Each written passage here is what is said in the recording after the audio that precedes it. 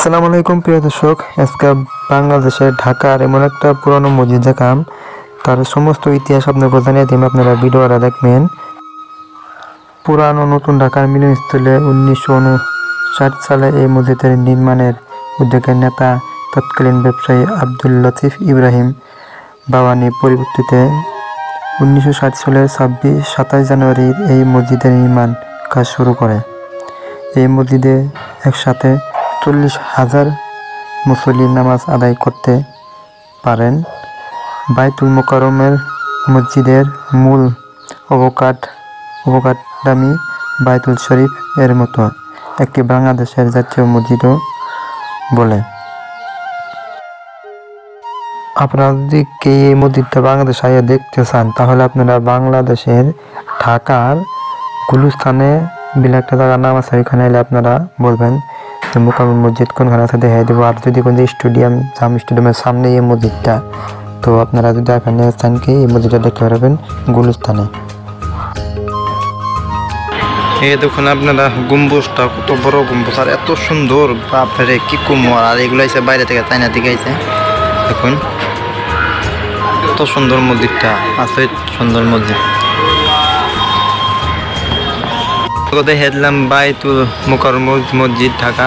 তো যদি ভিডিওটা ভালো লাগে লাইক করুন, শেয়ার করুন, কমেন্ট করুন। আরও মুসলিমদেরকে দেখার সুযোগ পেয়ে দেবেন, যাতে মানুষরা দেখতে পারে কত বড় একটা মসজিদ। এটা দেখার বস্তু, এটা একদমই দেখার বস্তু। তো আপনারা যদি ভিডিওটা ভালো লাগে ইনশাল্লাহ বেকারে শেয়ার করে দেবেন, যাতে বেকারে দেখতে পারে এই মসজিদটা ঢাকার।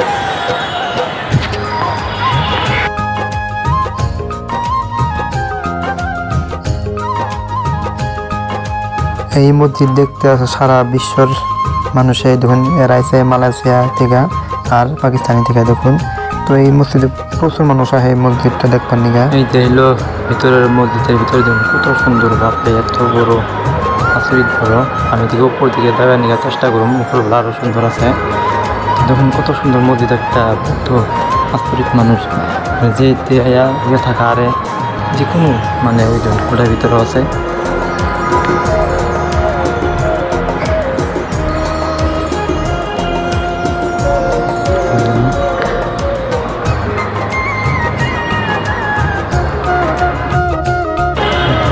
একটা মসজিদ সিমেন্ট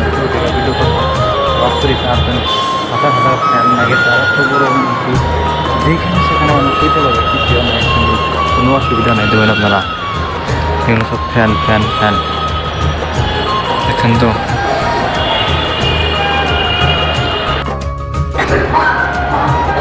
ভিতরের সাইডটা এত বড় মসজিদ একটা, আচরিত বড়। আমি যেগুলো ভাবতে পারি না গেলে এরকম। আর দেখুন আপনারা উজুখানায় প্রায় 10,000 মুসলিম একসাথে উজু করতে পারে। দেখুন কত বড় একটা উজুখানা এখানে। আপনারা যে কোনো জায়গায় মসজিদের ভিতরে যে কোনো জায়গায় নামাজ আদায় করতে পারবেন, কোনো অসুবিধাই নাই। তো আপনারা যদি নামাজ আদায় করতে চান, ভিতরে না পড়লেও বাইরে করতে পারবেন, কোনো অসুবিধাই হবে না। দেখুন কত মানুষ চারিদিকে বইয়া রয়েছে, নামাজ পড়াচ্ছে, কোনো অসুবিধা হয় না। আর যদি ভিডিওটা ভালো লাগে লাইক করবেন, শেয়ার করবেন, কমেন্ট করবেন। আরও মানুষের দেখার সুযোগ করে দেবেন শেয়ার করে, যাতে মানুষরা দেখতে পারে বাংলাদেশের ঢাকার মসজিদটা। দেখুন